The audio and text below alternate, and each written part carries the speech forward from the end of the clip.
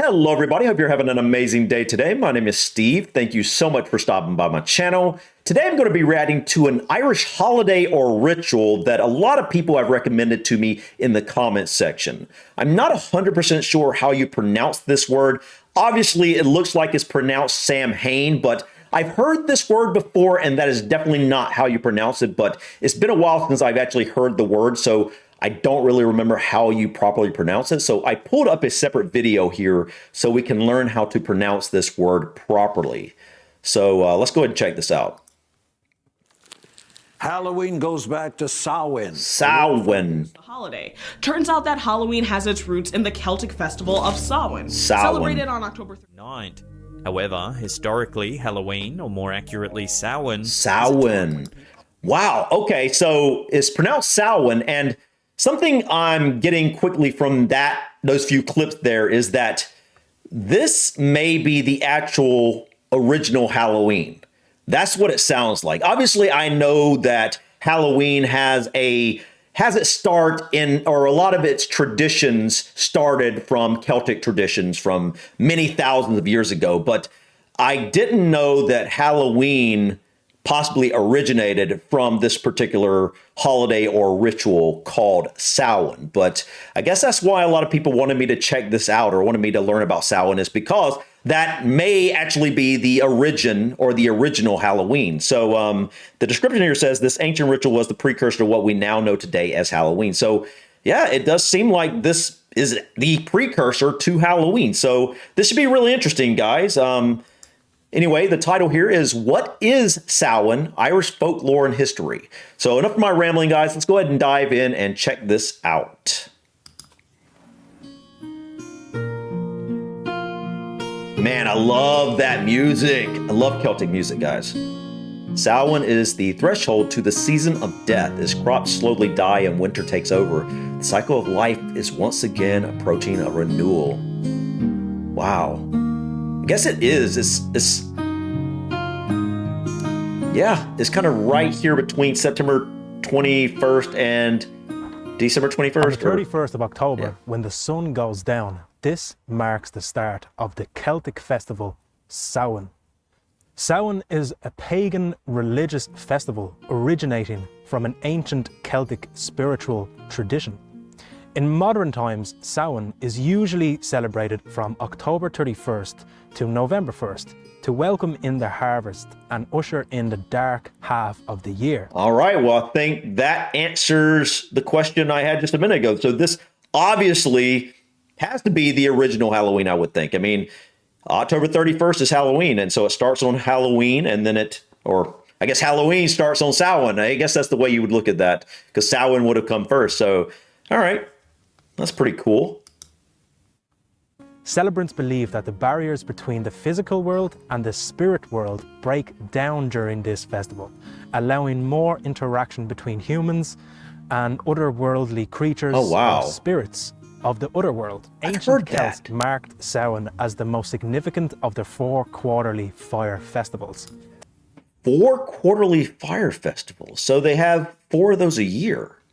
Okay. You know, some of this that I'm just hearing, I feel like I've heard some of this before somewhere in a different video or something. I bet some video I've watched before has briefly touched on Samhain, and I just didn't, get a good overview of it, but I bet I got bits and pieces of it. So there's 4 fire festivals per year, but it's interesting that it's not taking place on a solstice or something like that. It's actually a midpoint. Oh, wait, here it is. Taking place at the midpoint between the fall equinox and the winter solstice. Taking place at the midpoint between the fall equinox and the winter solstice.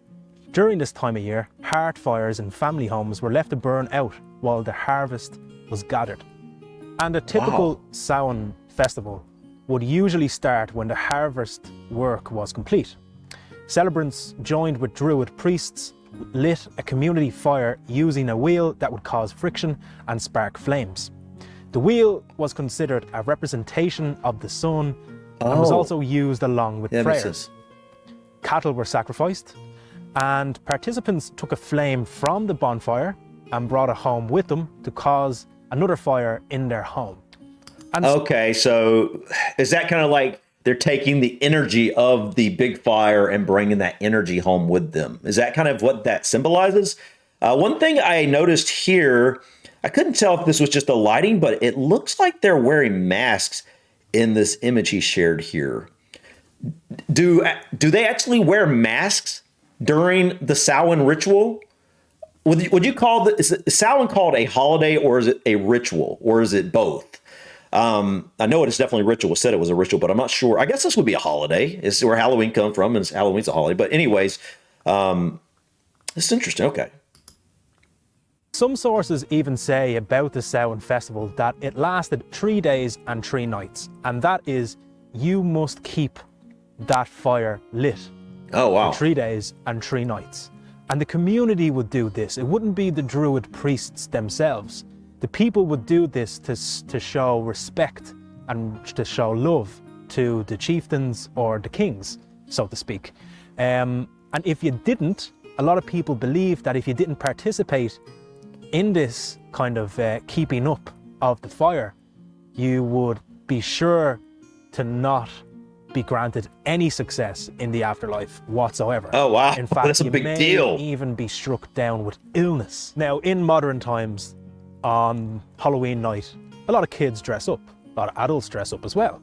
That's what I was wondering. Scary. If this is... This is for sure from the Samhain festival. That's what I was wondering. Because it was expected that ancestors might cross over and visit you during the Samhain festival. And ancient Celts would dress as animals and monsters so that the spirits that came from the other world would not kidnap them. Dude, that is so insane. Like, that's so amazing, because you think every single thing we do with holidays today, they have such a bigger meaning back thousands of years ago. And so while our kids dress up as superheroes and ninjas and whatever they're dressing up as, I think my daughter is going to be dressing up as the first woman's baseball team here in the U.S. was called the Rockford Peaches, and she's going to dress up as a peach, I believe, or she might dress up as something else, but that's what it looks like right now. But it's just interesting how we go from trying to scare off the ancestors or the spirits from trying to kidnap someone to now it's just about fun. It's so interesting how things progress and change, but it still keeps the original, the meanings change, but the original things, the actions stay the same. It's just so weird, man, how, over the years things change like that. Some specific monsters were associated with the mythology surrounding Samhain, including a shape-shifting creature called a puka. Now, I did a video about the puka this time last year, so you can find that link in the description of this video. Another particular monster as well, or you could say shapeshifter, was the Lady Gwyn. She's like a headless woman dressed in white who chases night wanderers. Oh, man. And was accompanied by a black pig. Also, the Dullahan sometimes appeared as impish creatures, sometimes headless men on horses who carried their heads, riding flame-eyed horses. Their appearance was a death omen to anyone who encountered them. Oh my goodness. And of course, like so many other festivals in pagan times, when Christianity became popular, they obviously wanted to get their dirty paws on this particular festival as well. So as Christianity gained a foothold, they decided to reframe this particular pagan holiday. You know, it was a bit too flamboyant for their liking, you know? So the first attempt to kind of quell this particular celebration was by Pope Boniface in the 5th century. He moved the celebration to May 13th and specified it as a day celebrating saints and martyrs. The fire festivals of October and November, however, did not end at all, actually, because a lot of people back then were a little bit annoyed. They kind of liked this festival. You know what I mean? And then it's like you're trying to change our religion, dude, our spirituality, our spiritual practices, you know, what we've done forever. You know, like anybody would be annoyed by that. I totally get it. Times we have Halloween, and there's so many aspects of Halloween that has definitely been kept going since ancient times. For example, a bonfire. I mean, in Ireland, a bonfire on Halloween night is fairly typical.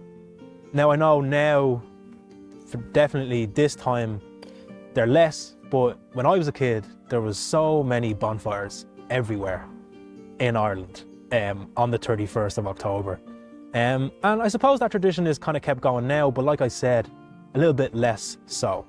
Obviously, trick-or-treating still goes along. This is actually said to be an Irish and Scottish tradition, the trick-or-treating. So that's quite cool as well. So you can kind of see some aspects of Samhain being kept going right now in Halloween in modern times. All right, guys. It's an interesting video. This is actually I had heard a little bit about this, I think, on a past video I've done, but for the most part, I didn't remember most of this.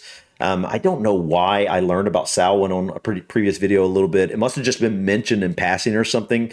But so basically, I had no idea this was the case, but Samhain literally is the legit original, the OG, if you will, Halloween. It is where Halloween came from. So they dressed up to basically scare the spirits off from trying to kidnap them, so they wore the costumes and masks for that. They had bonfires. I'm curious about the pumpkins and the candy. Why do I feel like I've heard something about this before to where, what was it? You were why were you giving out candy? I wish you had answered that, because I mean, I have a feeling that, actually, I know for a fact that the reason we give out candy today for Halloween, trick-or-treating, originated with this. Like you said, it originated with Samhain, or, with both Ireland and Scotland, it seems like.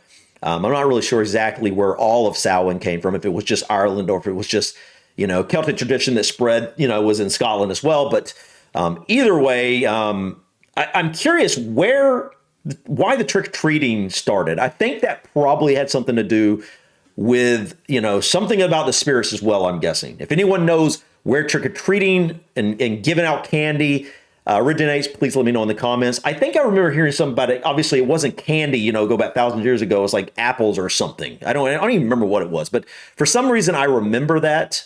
So if you have any idea what that is, please let me know in the comments, guys. But I just thought this was cool, guys. It was good. It's good to, know where these holidays come from. And obviously, Halloween starts with Samhain. And, we don't generally do bonfires on Halloween. I guess what we do is we do sometime, but it's not like they're everywhere like he says they were in Ireland when he was growing up. Some families do some bonfires and hang out and whatnot. But generally speaking, it's, the dressing up. Some people go to parties, taking the kids out trick-or-treating, carving pumpkins. I think would you call pumpkins jack-o'-lanterns? I guess you probably would.